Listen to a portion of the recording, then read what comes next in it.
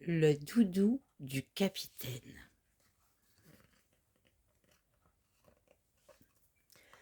La lune est haute dans le ciel, les étoiles brillent. Il fait nuit noire sur l'océan, et sur leur bateau, les pirates dorment à point fermé. Ce sont de terribles pirates. Ils ont passé la journée à attaquer, aborder, piller les autres navires.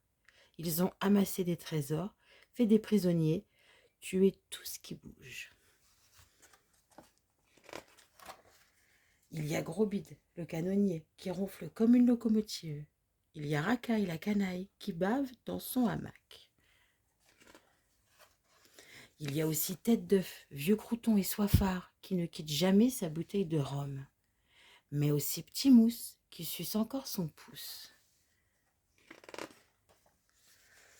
Et, dans sa cabine, au milieu des cartes au trésor et des listes d'objets pillés, il y a leur capitaine, le terrible, terrible, terrible Longue-Barbe. Et bien serré dans ses grosses mains, au milieu de toutes ces grosses bagues, il y a un doudou. C'est un tout petit doudou, tout mou et tout sale en forme de chaton. Il a de jolis yeux bleus et une petite langue rose. Et puis, quand on appuie dessus, il fait un petit pouet. Le capitaine a toujours eu ce doudou depuis tout petit, avant qu'il ne devienne pirate, qu'il ne coupe des têtes et ne coule des navires. C'est son doudou à lui seul. Il ne l'a jamais montré à personne. Parce qu'un pirate, quand même, ça ne peut pas avoir de doudou, non? Ça ne ferait pas très sérieux. Alors la journée, le capitaine Longue-Barbe cache son doudou dans les plis de son veston. Personne ne doit savoir, mais lui sait qu'il est là, contre lui, et de temps en temps, il vérifie sa présence.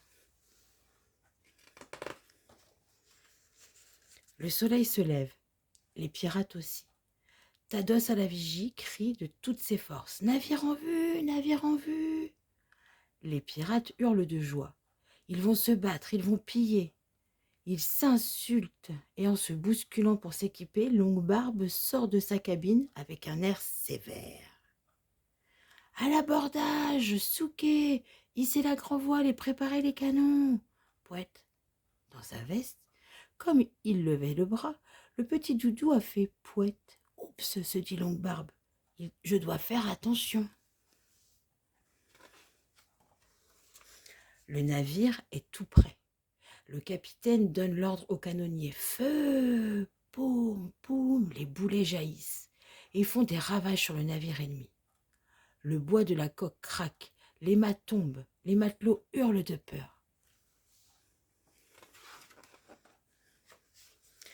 Les pirates lancent leurs grappins et partent à l'abordage en hurlant de toute leur force. « Pas de quartier !» crie Longue-Barbe, le bras levé. C'est la bagarre, les pirates tirent au pistolet, dégainent leurs sabres, sortent leurs couteaux. Face à eux, les pauvres matelots ont tellement peur que les moins braves sautent à l'eau pour leur échapper. Pouette, fait encore le doudou dans la veste. Longue-Barbe arrive à son tour, mais soudain il s'arrête, les yeux ronds comme des billes. Il tripote sa veste dans tous les sens. Doudou, doudou, où est Doudou? Longue-Barbe regarde autour de lui, paniqué. Doudou a dû tomber, mais il ne le voit nulle part. Il cherche, en enjambant les ennemis blessés, en évitant ceux qui tentent de lui sauter dessus. Nulle part, il n'est nulle part.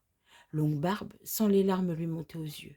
Il a les jambes toutes molles, une grosse boule dans la gorge, et la lèvre qui tremble. Autour de lui, les pirates ont gagné.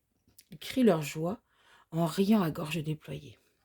« Regardez, capitaine, dit Athos, on a de nouveau plein de pièces par ici. » « Et là, capitaine, crie Vieux Croton, regardez un peu tous ces bijoux. »« Il y a du rhum en quantité dans les coutilles, » crie Racaille en sortant la tête du soupirail.